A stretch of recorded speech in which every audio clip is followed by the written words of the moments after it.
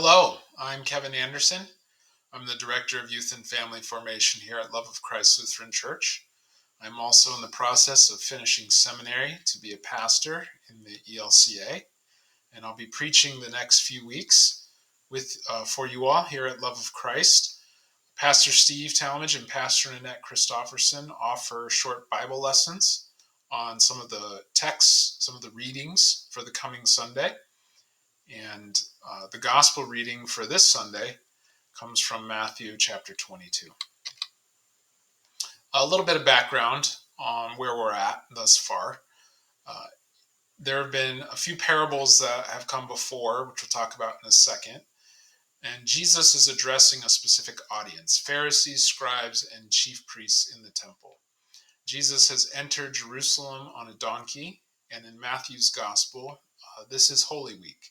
Jesus is headed to Calvary, to the cross, and he knows that.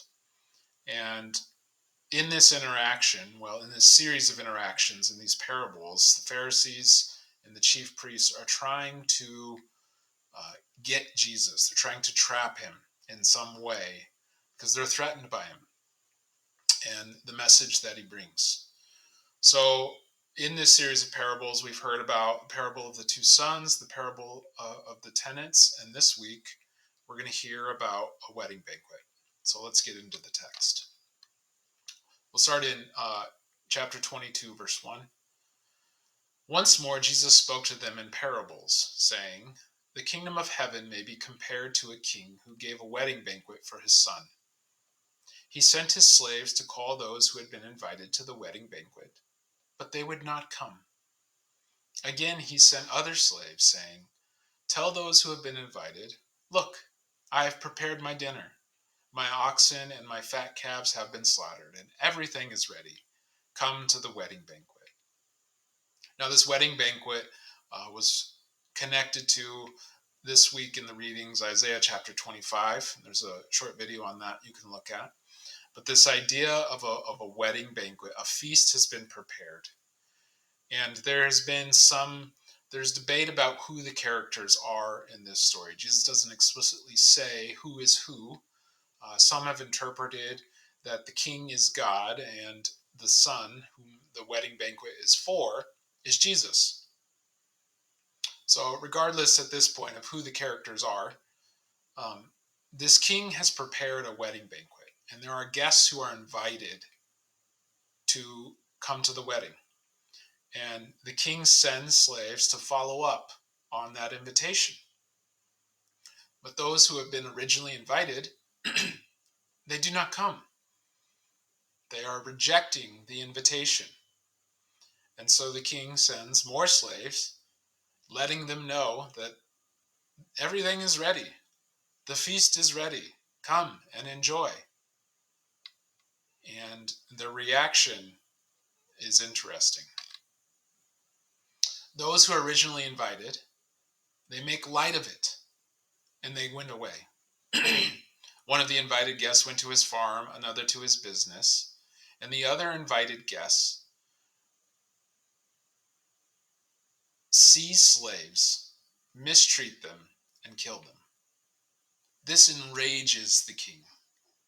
He sends his troops, destroyed those murders, and burned their city. Then he said to his slaves, "The wedding is ready, but those invited were not worthy."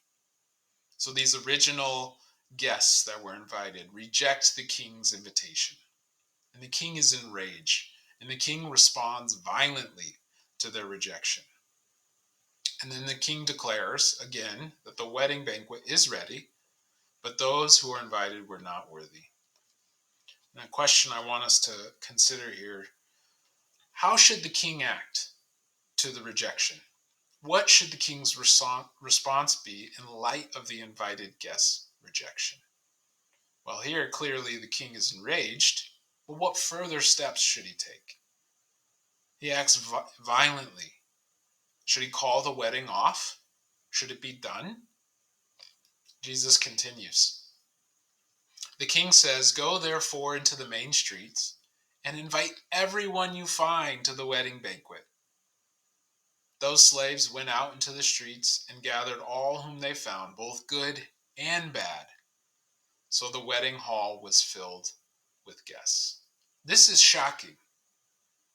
Usually a king would not do this, right? There folks who are invited to a king's banquet, a wedding banquet, have some kind of status, they're connected to royalty somehow, right? And the king here gathers those on the streets, everyday people, good and bad, and invites them all into the wedding. That invitation is shocking. If we are the people on the streets and we are invited into the king's wedding, and we look around and we notice who else is there with us, both good and bad, right? How do we react to that? If we are invited into this banquet, if Jesus is extending an invitation, both good and bad are invited to be there, what goes through our minds? Do we race to judgment? Do we start sorting out the good and the bad? Do we, knowing that the good and the bad will both be there, do we reject the invitation? Or do we accept? Do we walk in? Jesus continues. But when the king came in to see the guests, he noticed a man there who was not wearing a wedding robe. And he said to him, "Friend, how did you get in here without a wedding robe?"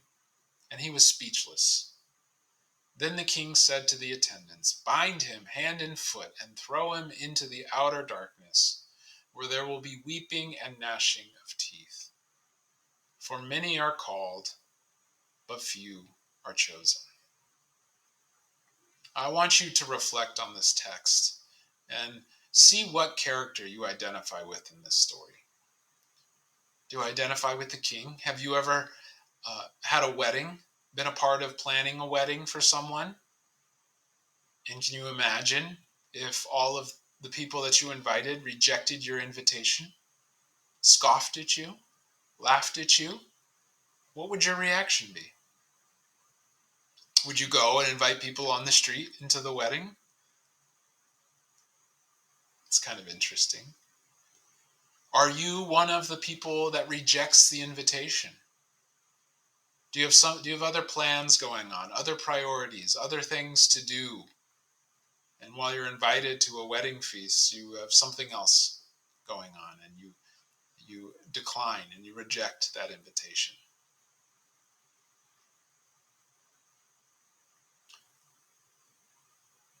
It's easy for us with this text, I think, on the surface level, to throw ourselves in categories, to say we would never reject an invitation from the king, or to say we would never show up in the wrong clothes, we would never show up without a wedding robe.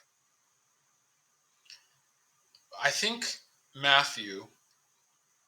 Jesus in Matthew's gospel is inviting us to reflect on ourselves here. You'll notice the king in this story does not have outside consultation. The king alone makes the decisions on what to do about the people who rejected the invitation.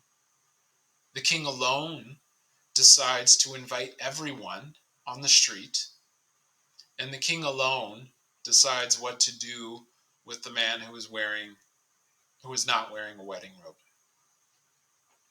Again, the temptation for us can be to figure out who is worthy and who is unworthy. We perceive rejection and we make decisions about that. But it is the king in this story, it is not the people invited who is making those decisions. So I wonder if this text is calling us into ourselves, deeper into our understandings of who God is and what God is doing. Does God continually invite us into the wedding every day? Do we reject that on some level? Do we show up without a wedding robe on? Is the disposition of our hearts not in alignment with the wedding banquet? Are we there for ourselves?